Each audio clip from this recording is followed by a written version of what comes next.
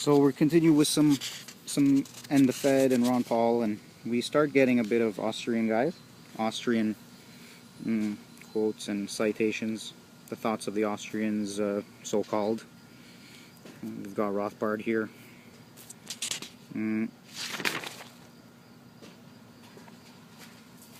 But it just continues, and it's, it talks about a lot of this fixed gold ratio standard and all these other such things, and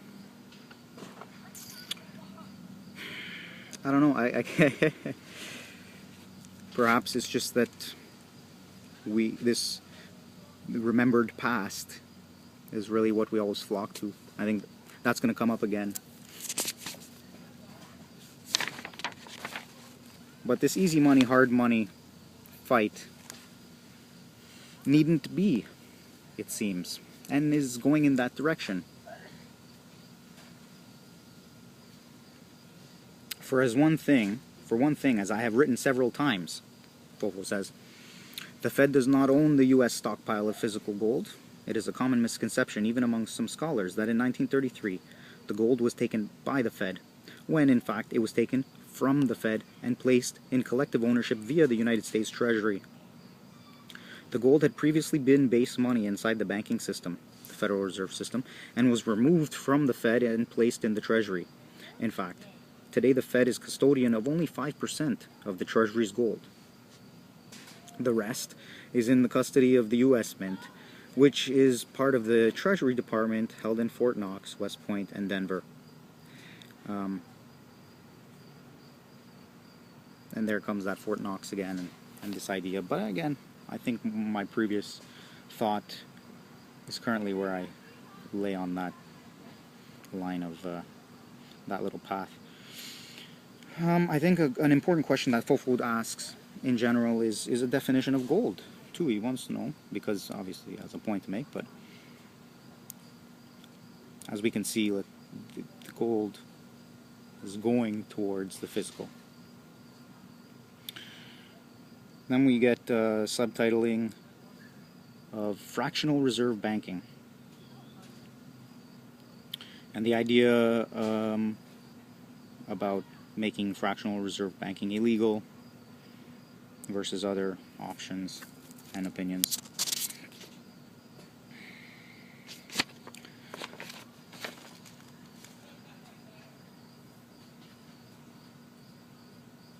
So later on we get to here. In this way, fractional reserves create new money, pyramiding it on top of a fraction of old deposits.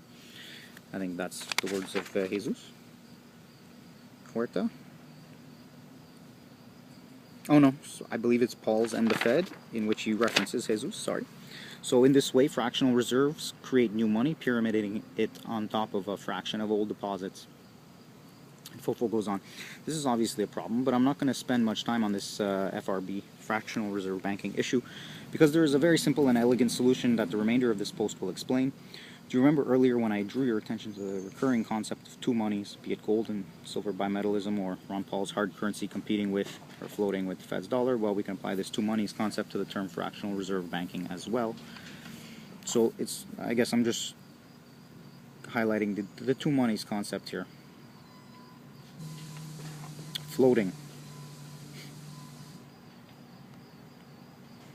He then goes on to explain Austrian business cycle theory. And now they talk about fractional reserve banking, or expansion of credit without an actual act of saving by someone in the economy. And talk about malinvestment and erroneous capital consumption, which is clearly what we've had, incredibly so.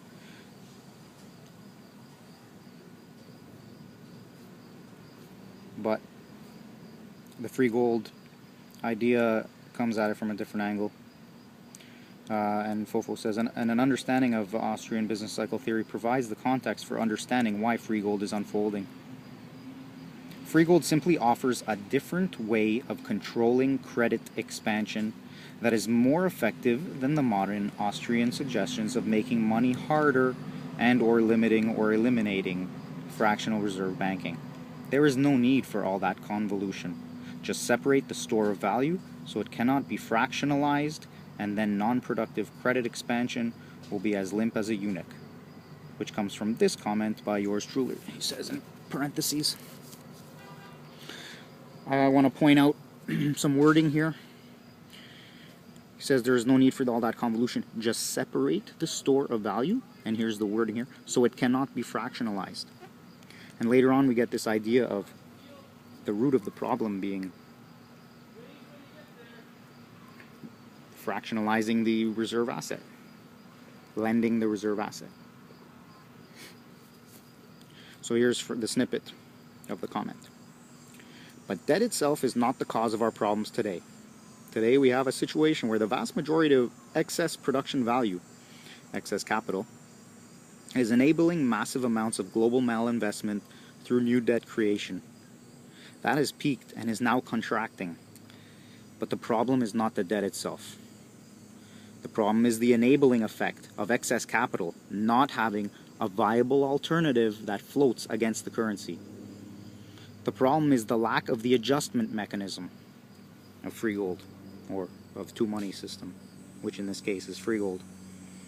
There is no viable counterbalance against uncontrolled debt growth today. So we are only left with credit collapse and hyperinflation of the monetary base to clear the malinvestment from the system. It is easy to blame this on debt as a principle, but unless you don't mind being wrong, there are some deeper explanations out there.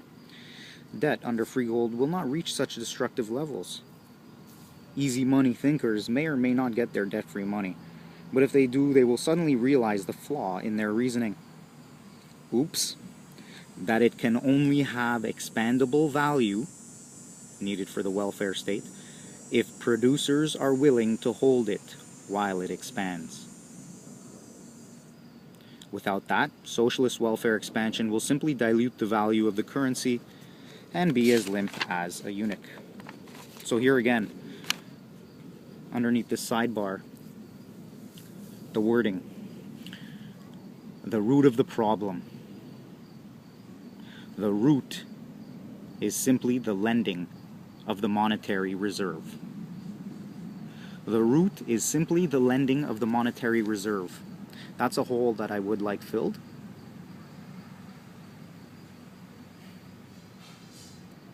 Because just understanding that better, I think, will give me a better appreciation. So, the root of the problem is simply the lending of the monetary reserve. I think, in principle, I understand it, looking at the debtors and savers angle and the parallel money system as the solution. So I can understand. I believe that it causes a problem, but I guess at the end of the day, I'm not still really sure about anything, and that's a good thing. I don't mind, right? Entertaining all these thoughts without accepting or denying any of them necessarily.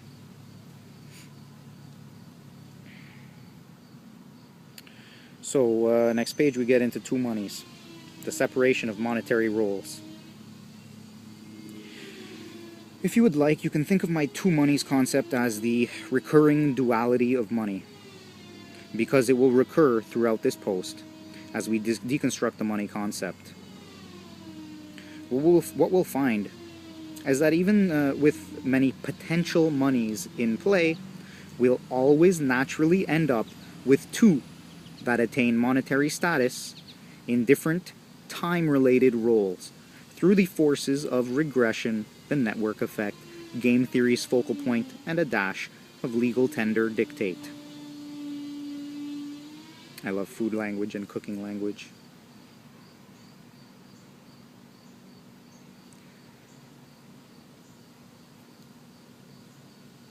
What we'll find is that even with many potential monies in play, we'll always naturally end up with two that attain monetary status. And considering Gresham's law, it seems as though it would be a lesser valued money, which we'll later come to see is an extremely highly most marketable good with secondary trade value type of marketability.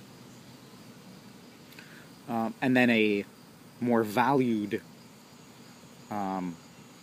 tradable good with high marketability. That would be more of the reserve good. and then the first one would be the transactional good.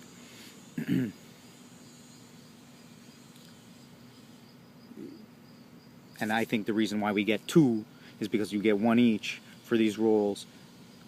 Because humans, well, as we see with the marginal utility theory and the regression theory of money from Menger and from Mises through Robert P. Murphy later on, we see that these concepts are really played out in the physical phenomenal world.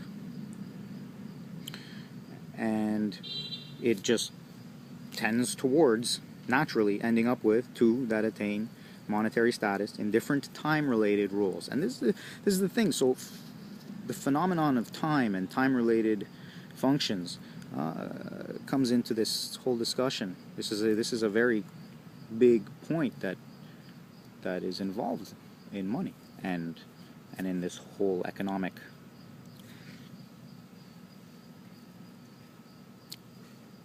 discussion. All right. Stop that one there and continue on with the separation of monetary roles.